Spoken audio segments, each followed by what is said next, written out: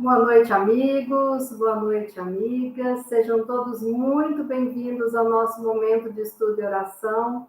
É com muita alegria que nós estamos aqui mais uma tarde neste final do dia para podermos orar, para podermos renovar as nossas energias e fechar esse ciclo semanal de estudo e oração. Essa semana de trabalho, um feriadão aí diante de nós, né? Isso é muito bom. Então, nós vamos hoje estudar a nossa lição, mas como eu sempre peço, vamos mentalizar a ajuda que nós desejarmos. Vamos nos conectar com a espiritualidade amiga, com a espiritualidade que sempre nos fortalece, nos acolhe, e vamos assim reunir as forças para que juntos possamos jogar para o universo essa energia de amor, de paz, de gratidão e de muita alegria. Então, nós vamos começar agora estudando este livro aqui. Este livro se chama Alma e Coração. Ele é autoria espiritual de Emmanuel, psicografia do nosso querido Chico Xavier. Bom, só um minutinho. Estou organizando aqui o ventilador aqui do lado. Perante os caídos. Tão fácil relegar ao infortúnio os nossos irmãos caídos. Muitos passam por aqueles que foram acidentados em terríveis enganos e nada encontraram a fim de oferecer-lhes senão frases como estas: eu bem disse, eu te avisei muito. No entanto, por trás da queda do nosso amigo menos feliz, estão as lutas da resistência que só a justiça divina pode medir. Este foi impelido à delinquência e faz-se conhecido agora por uma ficha no cadastro policial. Mas até que se consumasse a ruína, quanto abandono, quanta penúria terá arrastado na existência, talvez desde os mais recuados dias da infância. Aquele que se arrojou em precipícios de revolta e de desânimo, abraçando o delírio da embriaguez, contudo até que tombasse no descrédito de si mesmo, quantos dias e quantas noites de aflição terá atravessado a estorcegar-se diante o guante da tentação para não cair. Aquele entrou pelas vias da insensatez e acomodou-se no poço da infelicidade que cavou para si próprio. Todavia, em quantos espinheiros de necessidade e perturbação ter-se-á ferido, até que a loucura se instalasse no cérebro atormentado. Aquele outro desertou de tarefas e compromissos em cuja execução empenhara a vitória da própria alma e resvalou para existências menos dignas, comprometendo os fundamentos da própria vida. No entanto, quantas tribulações terá aguentado e quantas lágrimas vertido, até que a razão se lhe entenebrecesse, abrindo caminho à irresponsabilidade e à demência. Diante dos companheiros apontados à censura, jamais condenes. Pensa nas trilhas de provação e tristeza que haverão perlustrado até que os pés se esmorecem, vacilantes na jornada difícil.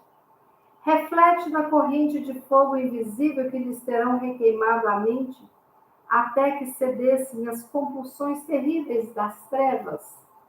Então, e só então, sentirás a necessidade de pensar no bem, falar no bem, procurar o bem, realizar unicamente o bem, compreendendo, por fim, a amorosa afirmação de Jesus: eu não vim à terra para curar os sãos. Gente, que lição linda que tocou o meu coração, né? perante os caídos. E nós fazemos isso mesmo, né?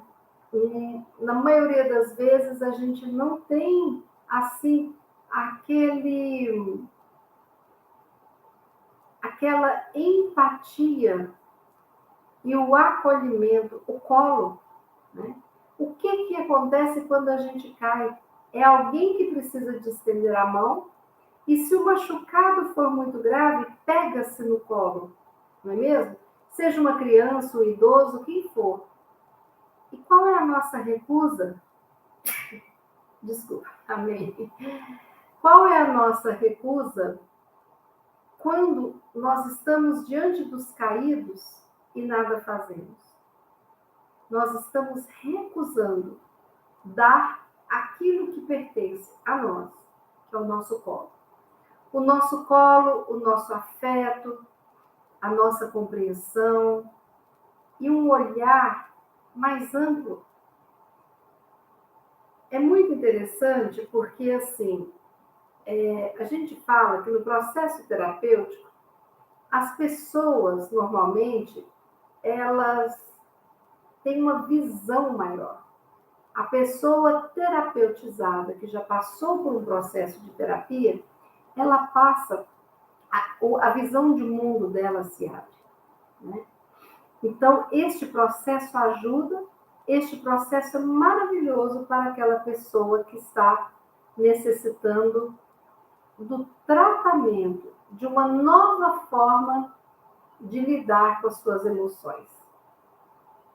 Aqui, Emmanuel traz exatamente essa reflexão, que nós precisamos ampliar o nosso raio de visão e não ficar preso apenas no momento presente, mas para a gente poder olhar o que tem por detrás. Que redes de situações são essas? Quais as situações que, somando-se umas às outras, fizeram com que chegasse neste ponto? Não é mesmo?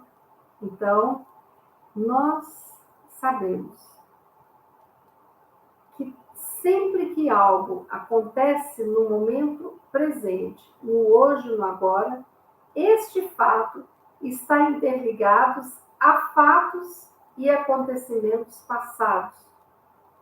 E o nosso presente vai estar interligado aos nossos acontecimentos futuros.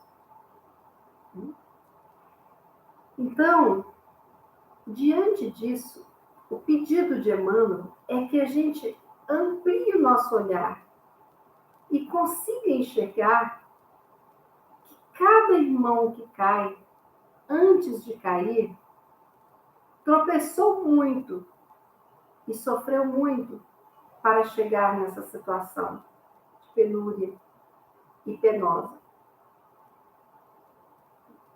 E ele começa aqui falando o seguinte: por trás da queda do nosso irmão menos feliz, porque não tem como ser feliz numa queda moral, né? Estão as lutas da resistência, que só a justiça divina pode medir. Nós não somos ninguém para julgar ninguém. Já conheci pessoas que entregaram o seu alcoolismo, né? Um senhor, depois que a esposa faleceu, ele ficou com 4 filhos pequenos, desorientado, não sabia como fazer, tentou, né? Não estava dando certo e ele começou com vício. Ele não deu conta de lidar com o luto da esposa, com o luto daquela casa sem esposa e com a falta dessa presença feminina na vida daquelas crianças. Conheci pessoas que chegaram à ação mais difícil, que é a tentativa de suicídio, não porque queriam acabar com a vida, mas porque queriam livrar-se do sofrimento que estavam sentindo. Quantas vezes nós recebemos no consultório pessoas aparentemente normais, felizes ali com a vidinha normal. E quando a pessoa começa a trazer o conteúdo da vida, a gente pensa, como que essa pessoa está dando conta? Que força que ela tem? E ela se julgando tão fraca e tão pequena.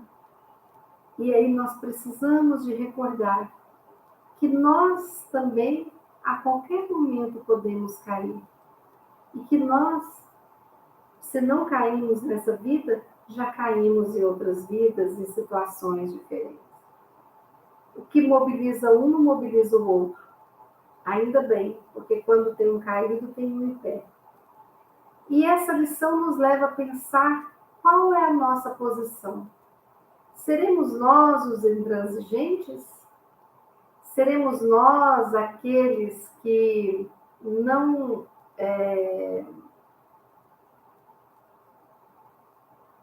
observam e que não se condói com o sofrimento alheio? Seremos aqueles que julgamos o próximo? Ou somos aqueles chatos que falam, eu não faço assim, eu faço assim, assim, assim, assado, julgando quem faz diferente, né? Então, tem algumas notícias nos jornais. Se você quiser saber se você é um julgador, assiste um jornal em TV aberta. Um jornal nacional, jornal da Band, qualquer jornal. Você vai perceber que você é um julgador de marca maior. Por quê? Porque toda notícia você dá um palpite, então você se transforma em juiz, em repórter, e algumas vezes em carrasco. Nós temos que lembrar que Jesus nunca condenou o pecado. Ele condenava... Desculpa, falei errado. Jesus nunca condenou o pecador. Jesus condenava o pecado. O que era chamado de pecado? Os erros. Aqueles que vinham prejudicar quem os cometia ou quem estava próximo. E tem um caso que eu queria dividir com vocês, muito bonito.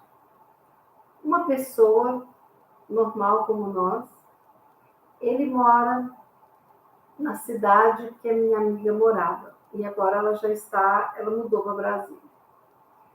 E essa pessoa ainda jovem, muito apaixonado, casou-se com uma moça e eles tiveram 2 filhos.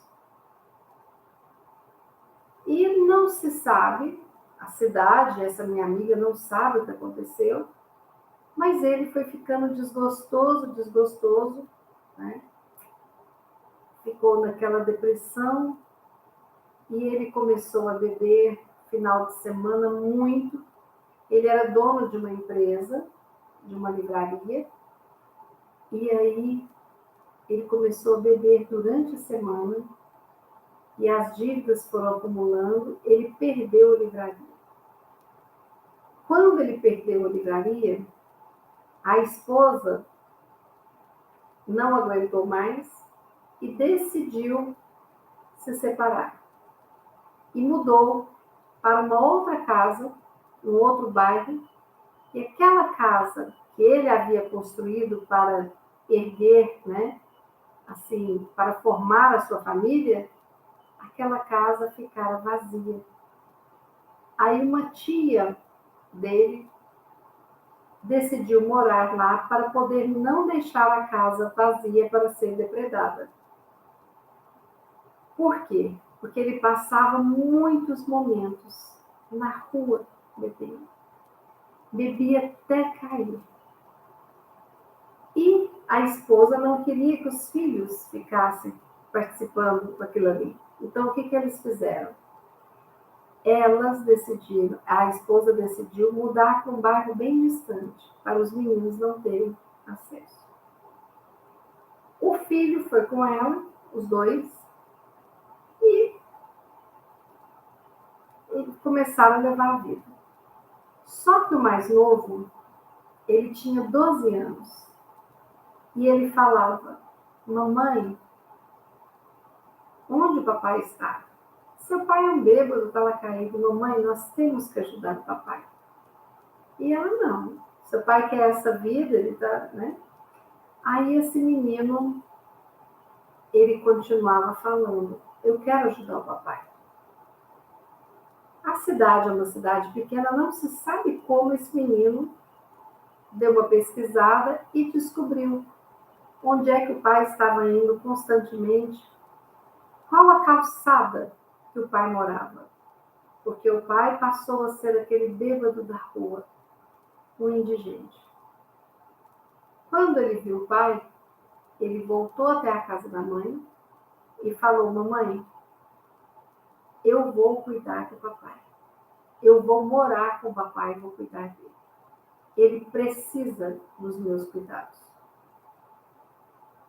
E a mãe, não acreditando muito, então vai. E ele foi. E essa criança de 12 anos, ela chega até o pai na sarjeta, enche o pai de sentimentos de amor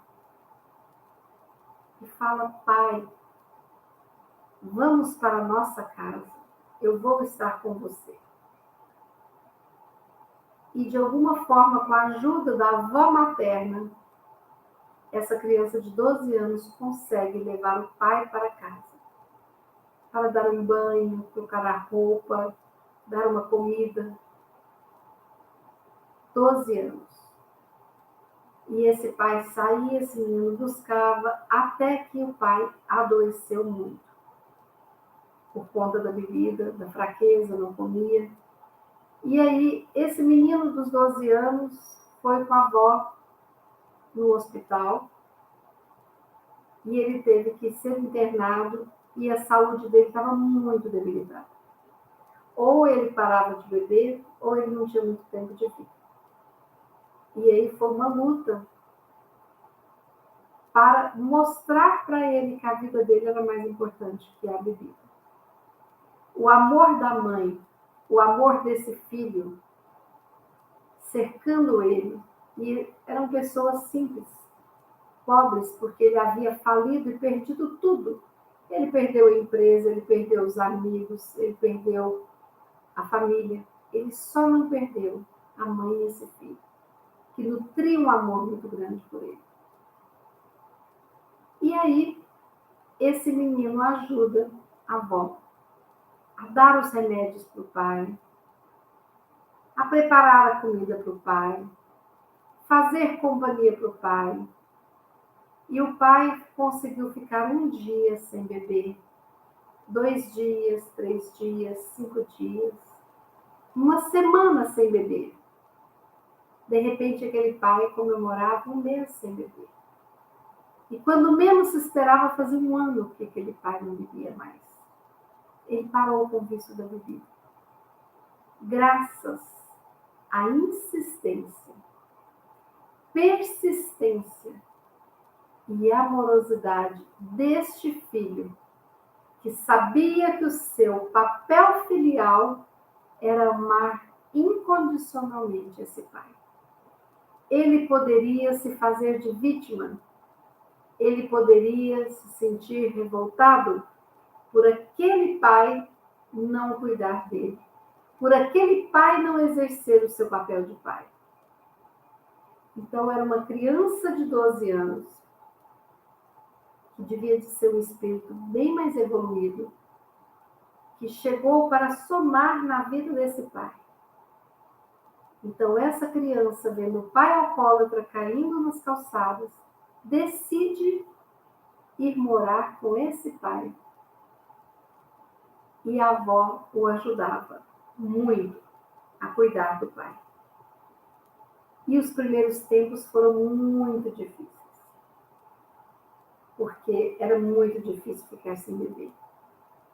Aquele pai sofria, aquele pai tinha vergonha, aquele pai não dava conta e acreditava que não ia conseguir. Mas a persistência e o amor daquela criança, a cidade inteira ficava comovida de ver ele carregando o pai, né? Figurativamente que eu estou falando. Bom, Aí, quando o pai já estava mais fortalecido e que já estava consciente e que passou por todo o processo sem a bebida e que já encontrava-se no seu estado normal, mais fortalecido, o pai começa a trabalhar. Então, aquele garoto amoroso de 12 anos conseguiu tirar o pai da sarjeta, colocar o pai em casa, levar o pai para o hospital, cuidar como enfermeirinho do pai, aguardar, fortalecer a recuperação daquele pai. Até que o pai estava sem beber e trabalhando. E o pai começou a trabalhar e começou a refazer a vida dele. E o pai voltou para aquele ramo que ele trabalhava antes da livraria. E abriu novamente a livraria. Não bebe mais esse pai, ele ainda é encarnado. O filho também. O filho até hoje mora com o pai. Né? Jamais vai deixar o pai morar sozinho. E assim é a história que exatamente Emmanuel conta perante os caídos. Como que nós faremos perante os caídos? Será que nós vamos virar as costas? Será que nós vamos ajudar? Será que nós vamos ajudar e partir? Ou seremos os que ajudam e ficam para sempre? Quem são os caídos? Aqueles que o sofrimento venceu a tentativa de mudança. Aqui Emmanuel cita o exemplo da embriaguez, da delinquência, da insensatez que leva o outro até a matar o outro, da loucura, do tormento,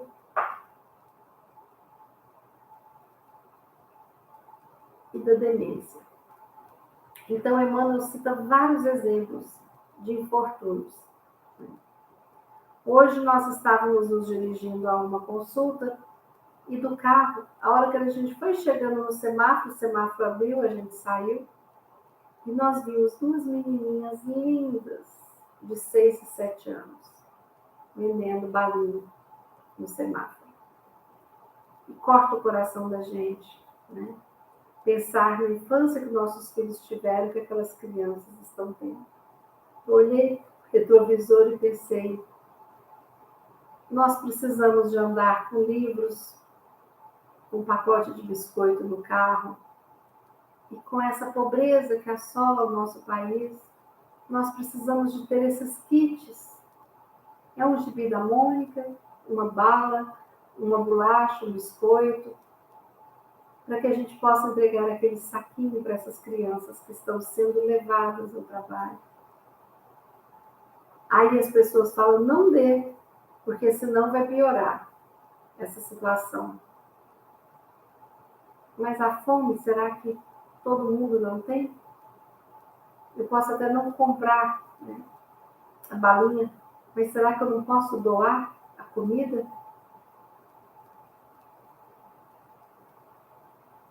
Na época do frio, andar com cobertor? Como é que nós estamos olhando para aqueles caídos?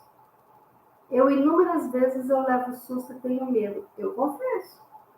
Eu estou numa via pública, dirigindo, sozinha, já está noitinha, e chega aquela pessoa enrolada no cobertor, que você vê que é uma pessoa viciada em crack, eu não tenho coragem de abrir a janela. Não tenho. Porque eu não sei se essa pessoa está numa época de falta da droga e sem a elucidação. Eu queria fazer diferente, mas eu, Bia, ainda não dou conta. Mas eu já dou conta de fazer algumas coisas perante os caídos. E os caídos não são só esses que estão, né, aparentemente falidos da alma. Não. Quantas vezes nós caímos perante um projeto pequeno?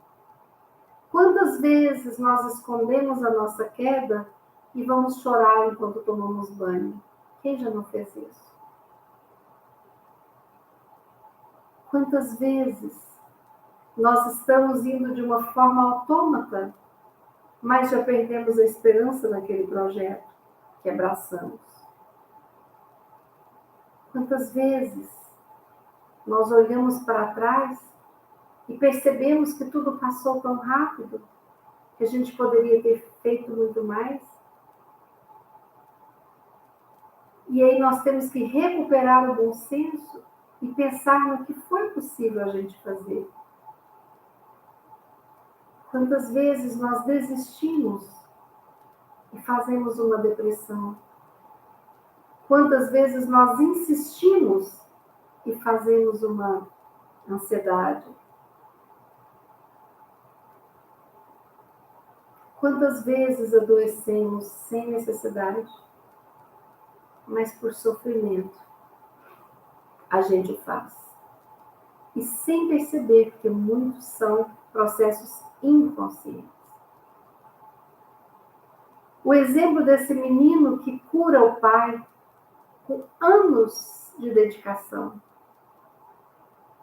Um menino que não cobra do pai, mas que compreende aquele pai, que não deu conta de viver e caiu. Aquele Jesus que compreende aquele moço endemoniado.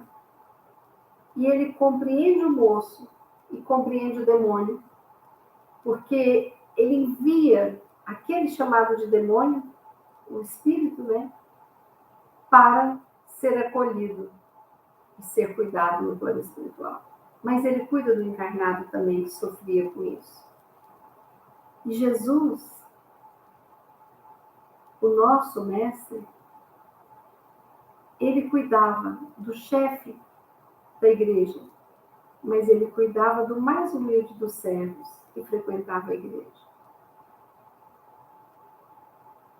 Então nós temos que pensar que os caídos somos todos nós em algum outro momento.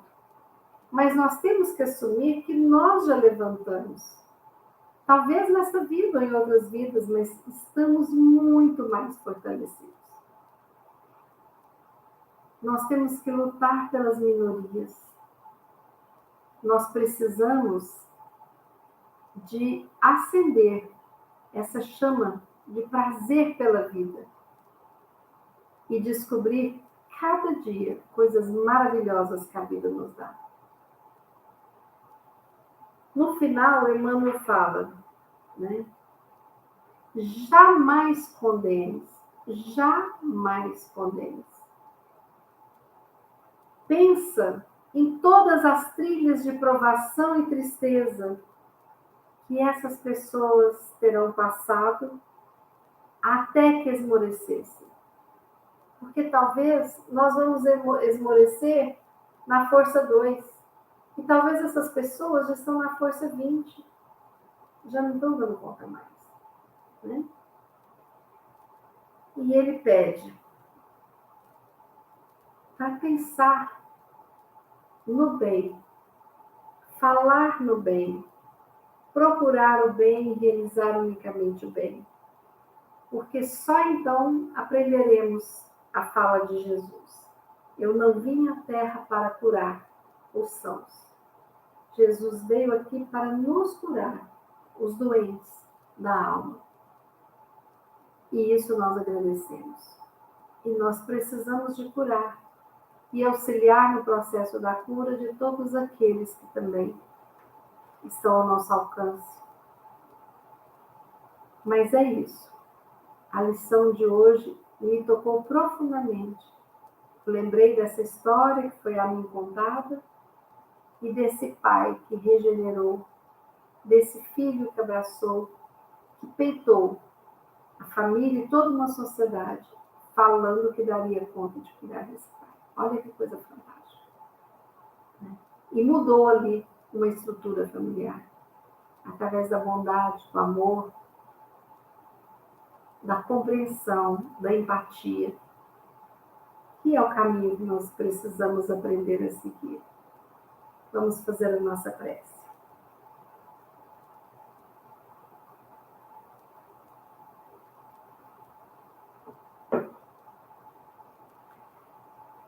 Jesus, Mestre amado, querido amigo, nós te agradecemos a presença e te sentimos o abraço, o consolo, o conforto. Obrigada, Jesus. Nós te pedimos neste momento, Jesus, que derrame sobre nós, seus irmãos, a luz necessária para que os nossos corações fiquem quentinhos, para que possamos ter um equilíbrio físico, mental e espiritual. Obrigado, Senhor. E mais uma vez, como pedimos que somos, te rogamos, abençoe os nossos irmãos deste trabalho, abençoe toda a humanidade, abençoe todos aqueles que desejam crescer e aprender cada vez mais. Assim, Jesus, nós ainda estendemos as nossas preces, rogando por aqueles que estão doentes, por aqueles que necessitam dos cuidados médicos, de cirurgias, de tratamentos mais invasivos. E nós estamos neste momento fazendo exatamente isso, unindo as nossas energias para enviarmos para todos os necessitados. Mãe Santíssima, agradecemos também a tua presença e rogamos que nos envolva com a tua luz de amor, de paciência e bondade. Assim, com essa prece, nós vamos finalizar dizendo graças a Deus. Pois bem, amigos, terminamos a nossa semana. Quem gostou do nosso estudo, dê like. E nós teremos feriadão. Feriadão, então segunda e terça não teremos estudo e oração ao vivo. Retornaremos na quarta-feira, dia 3 de novembro, para o nosso estudo ao vivo aqui. Já falei para vocês que eu tenho mãe idosa, familiares que precisam de um colinho meu também, né? Então, se alguém quiser manter a rotina dos vídeos, pode acessar a videoteca do nosso canal, e lá tem mais de 300 vídeos para você escolher fazer a sua oração das 18 horas. Eu sou muito grata pela presença de vocês e pelo auxílio. E rogo que nós tenhamos um excelente final de semana, um excelente feriado, e que possamos sempre nas nossas preces lembrar daqueles que já se foram, com muita gratidão. Gratidão pela nossa ancestralidade. E assim vamos, aprendendo, caminhando, evoluindo, sorrindo, agradecendo. Uma boa noite, um forte abraço, fiquemos com Deus, se Deus quiser, e que Ele possa permitir que nós nos encontremos na quarta-feira, dia 3. Muito obrigada, até lá.